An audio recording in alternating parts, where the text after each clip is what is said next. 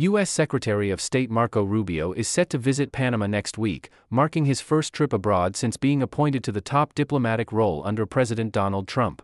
This visit underscores Trump's strong stance on the Panama Canal, with the president pushing for the United States to retake control of the key maritime route unless Panama significantly reduces the fees for naval and merchant vessels passing through.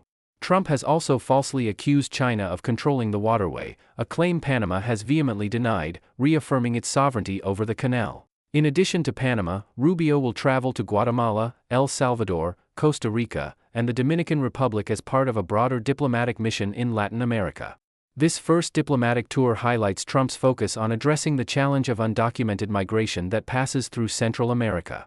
One key aspect of the trip will involve discussions on finding countries willing to accept deportees from nations like Venezuela, Nicaragua, and Cuba, where such returns are typically difficult to arrange. Rubio's selection of Central America for his first international visit is historically notable. Typically, the first trip by a new U.S. Secretary of State is to a major ally, with recent predecessors visiting countries like Japan or Germany. Rubio, however, will be the first Secretary of State since 1912 to make Central America his initial destination.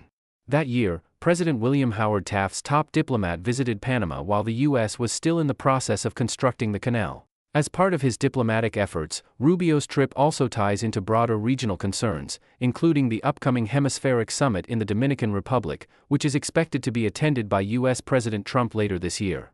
The summit will serve as an important venue for addressing ongoing issues in the Americas, including migration and security. Trump's rhetoric about the Panama Canal continues to be a point of tension, particularly given Panama's independence over the waterway's operation. In the wake of Trump's comments, Panama's President José Raúl Mulino has been quick to assert the country's control, seeking to avoid any misunderstandings about foreign involvement in the canal's management, particularly with the U.S. or China. Overall, Rubio's trip signifies the Trump administration's intent to bolster U.S. influence in the region, address migration concerns, and reassert a more dominant role in managing critical infrastructure like the Panama Canal.